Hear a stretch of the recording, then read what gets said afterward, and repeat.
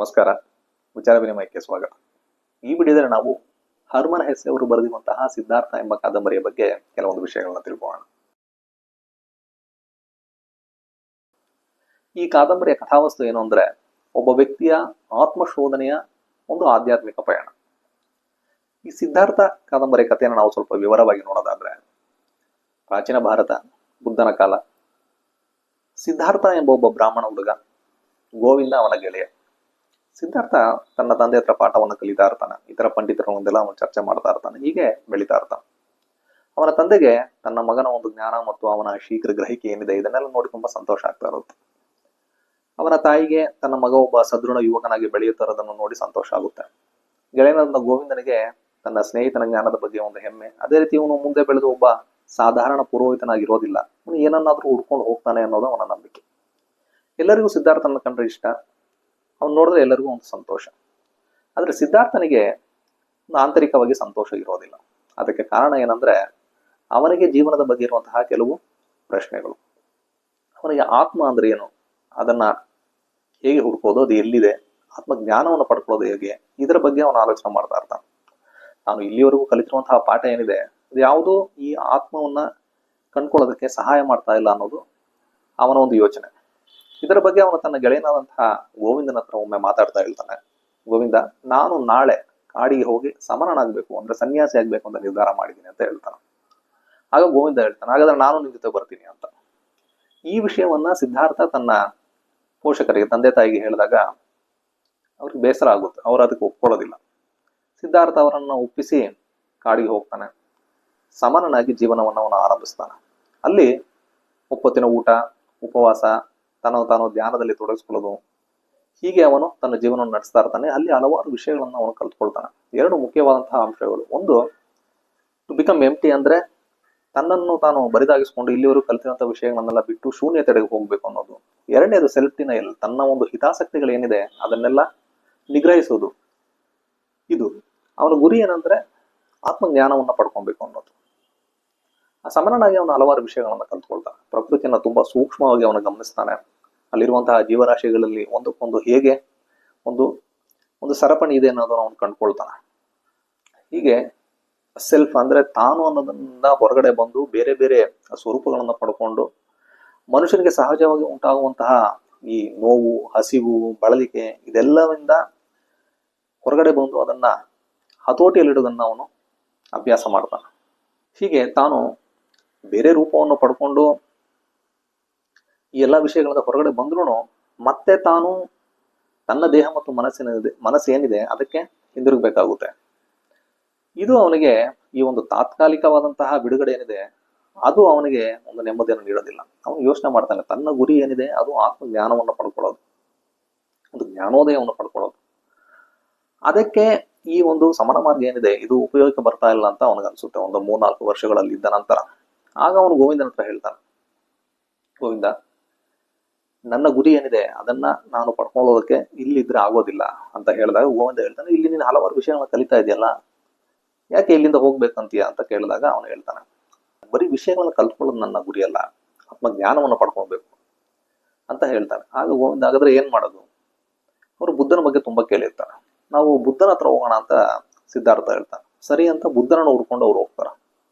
ಬುದ್ಧನನ್ನ ಭೇಟಿ ಆಗ್ತಾರೆ, ಅವನ ಬೋಧನೆಗಳನ್ನ ಕೇಳ್ತಾರೆ, ಅವನ ತತ್ವಗಳನ್ನ ಕೇಳ್ತಾರೆ. ಅದು ಸಿದ್ಧಾರ್ಥನಿಗೆ, ಗೋವಿಂದನಿಗೆ ತುಂಬಾ ಇಷ್ಟ ಆಗುತ್ತೆ. ಗೋವಿಂದ ಏನ್ ಮಾಡ್ತಾನಂದ್ರೆ, ಈ ಒಂದು ಬೌದ್ಧ ತತ್ವಗಳಿಂದ ಅದರಿಂದ ಅವನಿಗೆ ಅದರ ಮೇಲೆ ತುಂಬಾ ಆಸಕ್ತಿ ಉಂಟಾಗಿ ತಾನು ಬೌದ್ಧ ಮತವನ್ನ ಪಾಲಿಸೋದಕ್ಕೆ ಅವನು ನಿರ್ಧಾರ ಮಾಡ್ತಾನೆ. ಆದ್ರೆ ಸಿದ್ಧಾರ್ಥ ಬೇರೆ ಯೋಚನೆ ಮಾಡ್ತಾ ಇರ್ತಾನೆ. ಬುದ್ಧ ಹೇಳುವಂತಹ ವಿಷಯಗಳಿಂದ ಅದು ತುಂಬಾ ಒಳ್ಳೆಯ ವಿಷಯಗಳು, ಅದ್ರ ಬಗ್ಗೆ ಎರಡು ಮಾತಿಲ್ಲ. ಆದ್ರೆ ತಾನು ತನ್ನ ಗುರಿಯನ್ನ ತಲುಪೋದಕ್ಕೆ ಇದು ಎಷ್ಟರ ಮಟ್ಟಿಗೆ ಸಹಾಯ ಮಾಡುತ್ತೆ ಅನ್ನೋದು ಅವನ ಯೋಚನೆ. ಮರುದಿನ ಅವನು ಬುದ್ಧನನ್ನ ಭೇಟಿ ಆಗ್ತಾನೆ. ಭೇಟಿಯಾಗಿ ಹೇಳ್ತಾನೆ, ನಿಮ್ಮ ಒಂದು ತತ್ವಗಳು, ಬೋಧನೆಗಳೇನಿದೆ ಅದರ ಬಗ್ಗೆ ನನಗೆ ಅಪಾರವಾದ ಗೌರವ ಇದೆ. ಆದ್ರೆ ನನ್ನ ಗುರಿ ಅನ್ನೋದು ಆತ್ಮಜ್ಞಾನವನ್ನು ಪಡ್ಕೊಬೇಕು, ಜ್ಞಾನೋದಯವನ್ನು ಪಡ್ಕೊಬೇಕು ಅನ್ನೋದು. ಈಗ ನನಗೆ ಒಂದು ವಿಷಯ ಅರ್ಥ ಆಗಿದೆ. ಏನು ಅಂದ್ರೆ, ಈಗ ನಿಮಗೆ ಜ್ಞಾನೋದಯ ಆದಂತಹ ವಿಷಯ ಏನಿದೆ ಅದನ್ನ ನೀವು ಎಷ್ಟೇ ವಿವರಿಸೋದಕ್ಕೆ ಪ್ರಯತ್ನ ಪಟ್ಟರು ಬರೀ ಮಾತುಗಳಲ್ಲಿ ಅಥವಾ ಪದಗಳಲ್ಲಿ ಅದನ್ನು ವಿವರಿಸಕ್ಕೆ ಸಾಧ್ಯವಿಲ್ಲ. ಆ ಒಂದು ಅನುಭವ ಏನಿದೆ ಅದು ನಿಮ್ಮ ಸ್ವಂತ ಅನುಭವ, ಅದನ್ನು ಎಷ್ಟೇ ಪ್ರಯತ್ನ ಪಟ್ಟರು ಹೇಳೋದಕ್ಕಾಗೋದಿಲ್ಲ. ಅದೇ ರೀತಿ ನಾನು ಆತ್ಮಜ್ಞಾನವನ್ನ ಪಡ್ಕೊಬೇಕಂದ್ರೆ, ಜ್ಞಾನೋದಯವನ್ನು ಪಡ್ಕೊಬೇಕಂದ್ರೆ ನನ್ನ ಒಂದು ಸ್ವಂತ ಅನುಭವಗಳಿಂದ ಮಾತ್ರ ಅದನ್ನ ಪಡೆಯೋದಕ್ಕೆ ಸಾಧ್ಯ ಅನ್ನೋದನ್ನ ನಾನು ಅರ್ಥಕೊಂಡಿದ್ದೀನಿ. ಆದ್ದರಿಂದ ನನಗೆ ಇಲ್ಲಿ ಇರೋದಕ್ಕೆ ಸಾಧ್ಯ ಇಲ್ಲ ಅಂತ ಹೇಳ್ತಾನೆ. ಬುದ್ಧ ಅದನ್ನ ಒಪ್ಕೊಳ್ತಾನೆ. ಸಿದ್ಧಾರ್ಥ ಅಲ್ಲಿಂದ ಹೊರಟು ಅವನು ಒಂದು ನದಿ ತೀರಕ್ಕೆ ಬರ್ತಾನೆ. ಆಗ್ಲೇ ಸಂಜೆ ಆಗಿರುತ್ತೆ. ಅವನು ಹಲವಾರು ವಿಷಯಗಳ ಬಗ್ಗೆ ಯೋಚನೆ ಮಾಡ್ತಾ ಇರ್ತಾನೆ. ಅಲ್ಲಿ ಒಬ್ಬ ಅಂಬಿಗ ಇರ್ತಾನೆ. ಅವನ ಒಂದು ಗುಡಿಸಿನಲ್ಲಿ ಆ ಒಂದು ರಾತ್ರಿಯನ್ನು ಅವನು ಕಳೀತಾನೆ. ಮರುದಿನ ಅವನು ಅಂಬಿಗನಿಗೆ ಹೇಳ್ತಾನೆ, ನನ್ನನ್ನ ಆಚೆ ದಡಕ್ಕೆ ಬಿಟ್ಬಿಡು ಅಂತ. ಹಾಗೆ ಅಂಬಿಗ ಅವನ್ನ ಕರ್ಕೊಂಡೋಗಿ ಆಚೆ ದಡಕ್ಕೆ ಬಿಡ್ತಾನೆ. ಈ ಸಿದ್ಧಾರ್ಥ ಅಂಬಿಗನಿಗೆ ಹೇಳ್ತಾನೆ, ನಿನಗೆ ಕೊಡೋದಕ್ಕೆ ಮಾತ್ರ ಏನೂ ಇಲ್ಲ, ಯಾಕಂದ್ರೆ ನಾನು ಒಬ್ಬ ಸನ್ಯಾಸಿ ಅಂತ ಹೇಳ್ತಾನೆ. ಆಗ ಅಂಬಿಗ ಹೇಳ್ತಾನೆ, ಪರವಾಗಿಲ್ಲ, ಮುಂದೆ ಯಾವಾಗಾದ್ರೂ ನೀವು ಈ ಕಡೆ ಬಂದಾಗ ಏನನ್ನಾದ್ರೂ ನಾನು ತಗೊಳ್ತೀನಿ ಅನ್ನೋ ರೀತಿಯಲ್ಲಿ ಹೇಳಿ ಅವನ್ನ ಕಳಿಸ್ಕೊಡ್ತಾನೆ. ಅಲ್ಲಿಂದ ಹೊರಟಂತಹ ಸಿದ್ಧಾರ್ಥ ಒಂದು ನಗರಕ್ಕೆ ಬರ್ತಾನ. ಅವನು ಆ ನಗರಕ್ಕೆ ಬಂದಾಗ ಅವನು ಕಮಲ ಎಂಬಂತಹ ಒಬ್ಬ ಸುಂದರವಾದ ಮಹಿಳೆಯನ್ನ ನೋಡ್ತಾನೆ. ಆದ್ರೆ ಅವಳು ಒಬ್ಬ ವೇಶ್ಯೆ. ಅಂದ್ರೆ ಈ ಧನಿಕರು, ಶ್ರೀಮಂತರು ಇವರಿಗೆ ಒಂದು ಸಂತೋಷ ನೀಡುವಂತಹ ವಿಷಯಗಳನ್ನೆಲ್ಲ ಅವಳು ಮಾಡ್ತಾ ಇರ್ತಾಳೆ. ಆಗ ಸಿದ್ಧಾರ್ಥನಿಗೆ ಒಂದು ವಿಷಯ ಅರ್ಥ ಆಗುತ್ತೆ. ಅಂದ್ರೆ ತಾನು ತನ್ನ ಒಂದು ಮನಸ್ಸಿನ ಅಂತರಾಳದಲ್ಲಿ ಉದಯವಾಗುವಂತ ವಿಷಯಗಳೇನಿದೆ ಅದನ್ನ ಅನುಸರಿಸಬೇಕು ಅನ್ನೋದು. ಆ ರೀತಿ ಅವನು ಕಮಲನ್ನು ನೋಡಿದಾಗ ಅವಳ ಒಂದು ಸೌಂದರ್ಯ ಏನಿದೆ ಅದಕ್ಕೆ ಅವನು ಮಾರು ಹೋಗ್ತಾನೆ. ಅವಳನ್ನ ಭೇಟಿ ಆಗ್ತಾನೆ. ಭೇಟಿ ಮಾಡಿ ಅವನು ಹೇಳ್ತಾನೆ, ನೀನು ನನಗೆ ಈ ಪ್ರೀತಿಯ ಕಲೆ ಏನಿದೆ, ಆರ್ಟ್ ಆಫ್ ಲವ್, ಅದನ್ನು ಹೇಳ್ಕೊಡು ಅಂತ ಕೇಳ್ತಾನೆ. ಆಗ ಕಮಲ ಹೇಳ್ತಾಳೆ, ನೋಡು, ನಿನಗೆ ನಾನು ಈ ಒಂದು ಪ್ರೀತಿಯ ಕಲೆಯನ್ನ ಕಲಿಸ್ಬೇಕಂದ್ರೆ ನೀನು ಶ್ರೀಮಂತನಾಗ್ಬೇಕು. ಅವನು ಶ್ರೀಮಂತನಾಗ್ಬೇಕಂದ್ರೆ ನಾನು ಏನ್ ಮಾಡ್ಬೇಕು ಅಂತ ಕೇಳ್ತಾನೆ. ನಿನಗೆ ಏನ್ ಗೊತ್ತು ಅಂತ ಅವಳು ಕೇಳ್ತಾಳೆ. ಆಗ ಅವನು ಒಂದು ವಿಷಯವನ್ನು ಹೇಳ್ತಾನೆ, ನನಗೆ ಗೊತ್ತಿರೋದು 3 ವಿಷಯಗಳು ಮಾತ್ರ. ಒಂದು ಯೋಚನೆ ಮಾಡೋದು, ಥಿಂಕಿಂಗ್. ಇನ್ನೊಂದು ಕಾಯುವುದು, ವೇಟಿಂಗ್. ಮತ್ತೆ ಉಪವಾಸ ಇರೋದು, ಫಾಸ್ಟಿಂಗ್. ಈ 3 ನಾನು ಅಭ್ಯಾಸ ಮಾಡಿದ್ದೀನಿ ಅಂತ ಹೇಳ್ತಾನೆ. ನೀವು ಓದೋದಕ್ಕೆ ಬರುತ್ತಾ ಅಂತ ಕೇಳ್ತಾಳೆ. ಬರುತ್ತೆ ಅಂತ ಹೇಳ್ತಾನೆ. ಹಾಗಾದ್ರೆ ಒಂದು ಕೆಲಸ ಮಾಡು, ಇಲ್ಲಿ ಕಾಮಸ್ವಾಮಿ ಅಂತ ಒಬ್ಬ ಶ್ರೀಮಂತ ಇದ್ದಾನೆ, ಅವನೊಬ್ಬ ವ್ಯಾಪಾರಿ.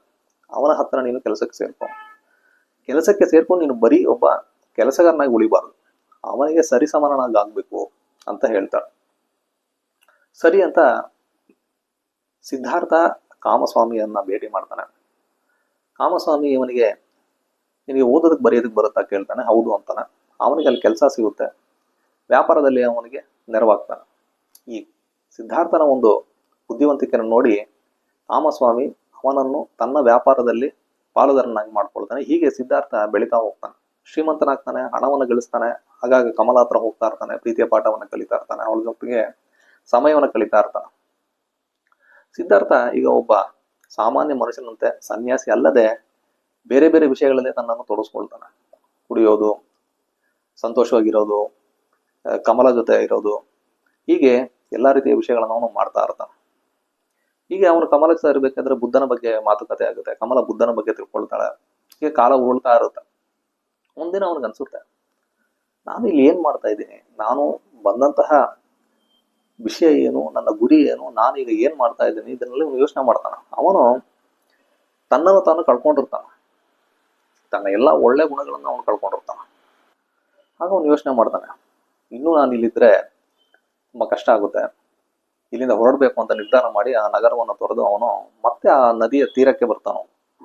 ಅಲ್ಲಿ ಬಂದಾಗ ಅವನ ಮನಸ್ಸಲ್ಲಿ ಹಲವಾರು ಯೋಚನೆಗಳು. ತನ್ನ ಬಗ್ಗೆ ಅವನಿಗೆ ಒಂದು ದ್ವೇಷ ಉಂಟಾಗುತ್ತೆ. ತನ್ನ ಜೀವನದ ಬಗ್ಗೆ ಅವನು ಯೋಚನೆ ಮಾಡ್ತಾನೆ. ತಾನು ಹುಡ್ಕೊಂಡು ಬಂದಂತಹ ವಿಷಯ ಏನಿದೆ ಅದನ್ನ ಬಿಟ್ಟು ನಾನು ಬೇರೆ ಏನನ್ನೋ ಮಾಡ್ತಾ ತನ್ನನ್ನು ತಾನು ಕಳೆದುಕೊಂಡಿರೋ ಬಗ್ಗೆ ಅವನಿಗೆ ಬೇಸರ ಆಗುತ್ತೆ. ಆ ನದಿಯ ನೀರನ್ನೇ ನೋಡ್ತಾ ಇರ್ತಾನ. ನೋಡ್ತಾ ಇರ್ಬೇಕಾದ್ರೆ ಅವನಿಗೆ ಈ ಜೀವನ ಸಾಕು, ಆತ್ಮಹತ್ಯೆ ಮಾಡ್ಕೊಳ್ಳೋಣ ಅನ್ನೋ ರೀತಿಯಲ್ಲಿ ಅವನ ಮನಸ್ಸು ಹೋಗ್ತಾ ಇರುತ್ತೆ.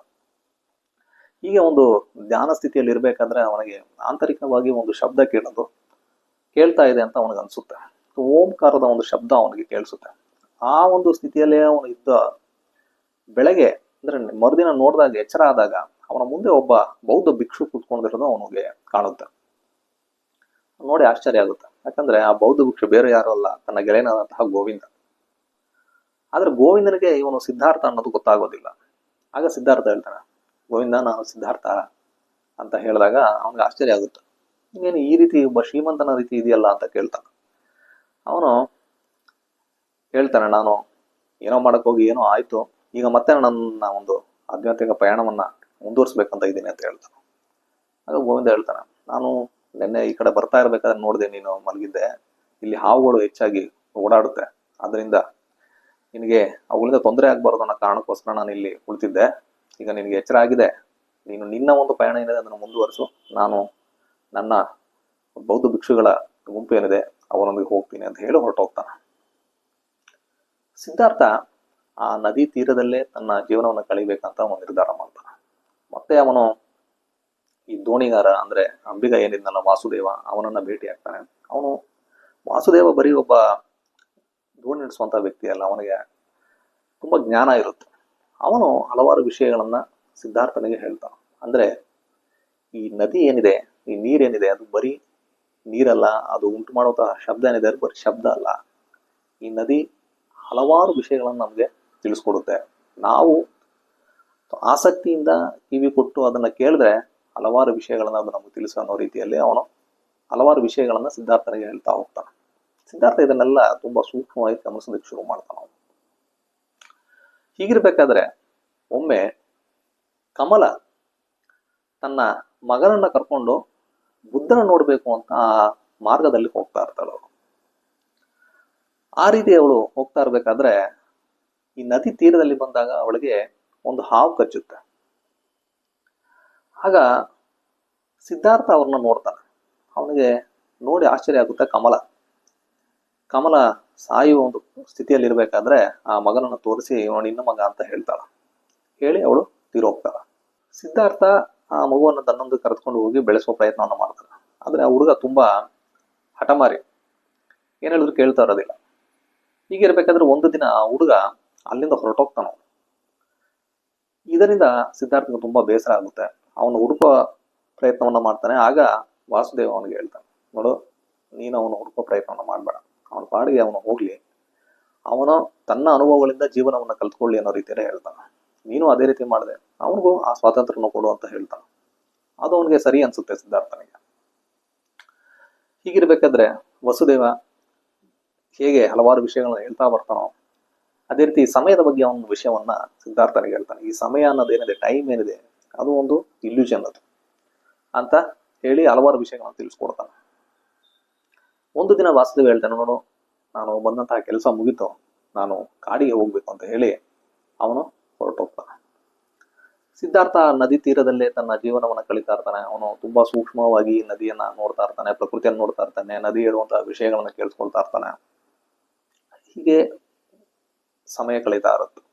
ಆ ಮಾರ್ಗವಾಗಿ ಬಂದಂತಹ ಗೋವಿಂದ ಇಲ್ಲಿ ಒಬ್ಬ ಅಂಬಿಗ ಇದ್ದಾನೆ, ಅವನಿಗೆ ಜ್ಞಾನೋದಯ ಆಗಿದೆ, ಈಗ ಹಲವಾರು ವಿಷಯಗಳು ಗೊತ್ತು ಅನ್ನೋದನ್ನ ತಿಳ್ಕೊಂಡು ಅವನ್ನ ನೋಡೋದಕ್ಕಂತ ಬರ್ತಾನೆ.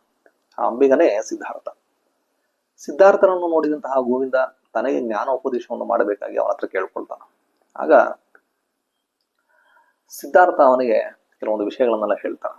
ಈ ಒಂದು ಪ್ರಕೃತಿ ಏನಿದೆ ಅದರಲ್ಲಿರುವಂತಹ ಎಲ್ಲಾ ವಿಷಯಗಳು ಹೇಗೆ ಒಂದಕ್ಕೆ ಒಂದು ಕನೆಕ್ಷನ್ ಇದೆ, ಅವೆಲ್ಲವನ್ನು ನಾವು ಒಂದು ಒಟ್ಟಾಗಿ ನೋಡಿ ಒಬ್ಬ ವ್ಯಕ್ತಿ ಇನ್ನೊಬ್ಬ ವ್ಯಕ್ತಿಗೆ ಮರ್ಯಾದೆಯಿಂದ ಪ್ರೀತಿಯಿಂದ ನಡ್ಕೊಳ್ಬೇಕು ಅನ್ನೋ ವಿಷಯಗಳನ್ನೆಲ್ಲ ಅವನು ಹೇಳ್ತಾನೆ. ಅದೇ ರೀತಿ ಯಾವುದೇ ಒಂದು ಸತ್ಯವಾದ ವಾಕ್ಯ ಏನಿದೆ, ಅದಕ್ಕೆ ವಿರುದ್ಧವಾದಂತಹ ವಾಕ್ಯ ಏನಿದೆ, ಅದು ಕೂಡ ಸತ್ಯ ಅನ್ನೋದನ್ನ ಅವನು ಹೇಳ್ತಾನೆ.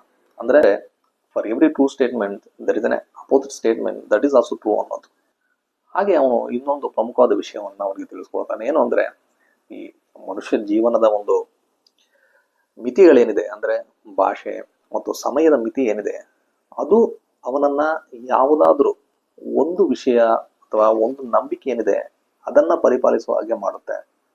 ಆದ್ರೆ ಒಂದು ವಿಷಯವನ್ನ ನಾವು ನಂಬಿಕೊಂಡು ಬರೀ ಅದನ್ನ ನಾವು ಹಿಂಬಾಲಿಸ್ಕೊಂಡು ಹೋದ್ರೆ ನಮಗೆ ಒಂದು ಪರಿಪೂರ್ಣತೆ ಸಿಗೋದಿಲ್ಲ ಅಂತ ಹೇಳ್ತಾನೆ. ಹೀಗೆ ಅವನು ಹಲವಾರು ವಿಷಯಗಳನ್ನ ಗೋವಿಂದನೊಂದಿಗೆ ಚರ್ಚೆ ಮಾಡ್ತಾ ಅವನಿಗೆ ಹೇಳ್ತಾನೆ, ನೀನು ನನ್ನ ಹಣೆಗೆ ಒಂದು ಮುತ್ತನ್ನು ಕೊಡು ಅಂತ ಹೇಳ್ತಾನೆ. ಆಗ ಗೋವಿಂದ ಸಿದ್ಧಾರ್ಥನ ಹಣೆಯನ್ನ ಚುಂಬಿಸ್ತಾನೆ. ಆಗ ಅವನಿಗೆ ಒಂದು ಕಾಲಾತೀತವಾದಂತಹ ಒಂದು ಅನುಭವ ಆಗುತ್ತೆ. ಆಗ ಅವರು ಅಲ್ಲಿ ಇಬ್ರು ಕುಳಿತುಕೊಂಡಿರ್ತಾರೆ.